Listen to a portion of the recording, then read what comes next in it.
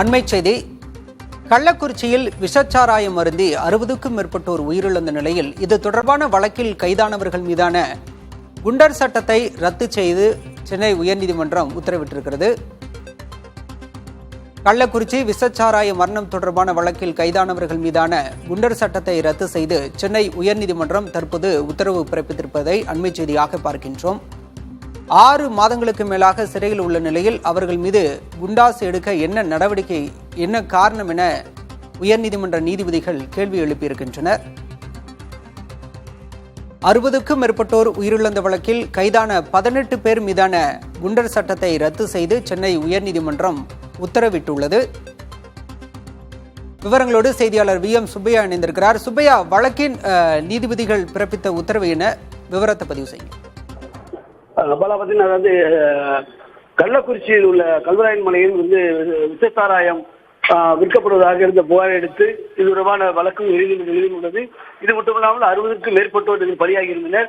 இந்த நிலையில் சென்னை உயர்நீதிமன்றம் இது தொடர்பாக 18 பேரை குண்டர் தடுப்பு சட்டத்தின் கீழ் அடைக்க மாவட்ட நிர்வாகம் உத்தரவிட்டிருந்தது. இது தொடர்பான வழக்கு சென்னை உயர்நீதிமன்றத்தில் வழக்கு விசாரணைக்கு வந்தது. அது குண்டர் தடுப்பு சட்டத்தில் அடைக்கப்பட்ட 17 பேரும் தங்களுடைய குண்டர் சட்டத்தை எதிர்த்து வழக்கு தாக்கல் செய்திருந்தனர். இந்த வழக்கானது உயர்நீதிமன்ற நீதிபதிகள் SM சுப்பிரமணியம் மற்றும் ஜோதிராமன் ஆகியோர் அமர்வு முன் விசாரணைக்கு வந்தது. அப்போது மனுதாரர் சார்பில் ஆஜரான வழக்கறிஞர்கள் குண்டர் தடுப்பு சட்டம் கால தாமதமாக தங்கள் மீது போடப்பட்டுள்ளதாகவும் அது மட்டுமல்லாமல் முறையான ஆவணங்கள் வழங்கப்படவில்லை என்றும், எனவே குண்டர் தடுப்பு சட்டத்தை ரத்து செய்ய வேண்டும் என்று வழக்கறிஞர் தரப்பு வாதங்கள் முன்வைக்கப்பட்டன. இதனையடுத்து இந்த சம்பவம் தொடர்பாக கைது செய்யப்பட்டவர்கள் 6 மாதங்களுக்கு மேல் சிறையில் உள்ள நிலையில் இதற்கு மேலும் அவர்களை குண்டர் சட்டத்தை வைத்திருக்க என்ன பயன் இருக்கிறது என்று நீதிபதி கேள்வி எழுப்பினார்கள். அது மட்டுமல்லாமல் கள்ளச்சாராய விற்பனை என்பது பல வருடங்களாக இந்த பகுதியில் நடைபெற்று வருகிறது. ஆனால் இதற்கான உள்ள மதுவிலக்குத்துறை என்ன செய்து கொண்டிருக்கிறது என்றும் நீதிபதி கேள்வி எழுப்பினார்கள்.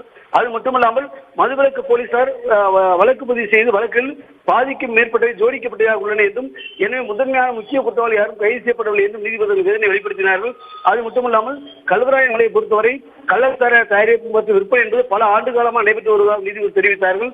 எனவே மதுவிலக்கு போலீசார் பல தவறுகளை செய்வதாகவும் தவறுகளுக்கும் அதிகாரிகள் மீது என்ன நடவடிக்கை எடுக்கப்பட்டது என்றும் அரசு தரப்பு கேள்வி எழுப்பினார்கள்.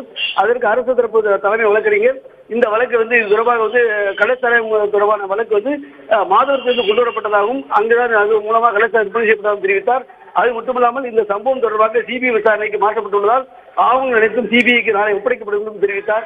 ஆனால் இதில் ஏற்றுக்கொள்ளாத நீதிபதி 70க்கும் மேற்பட்டோர் மரணமடைந்துள்ளனர், 100க்கும் மேற்பட்டோர் பாதிக்கப்பட்டுள்ளனர், அந்த முழுமையான கிராமம் முழுமையும் பாதிக்கப்பட்டுள்ளது.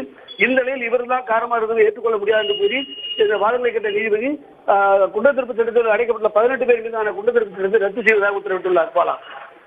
விரிவான விவரங்களுக்கு நன்றி சுப்பையா.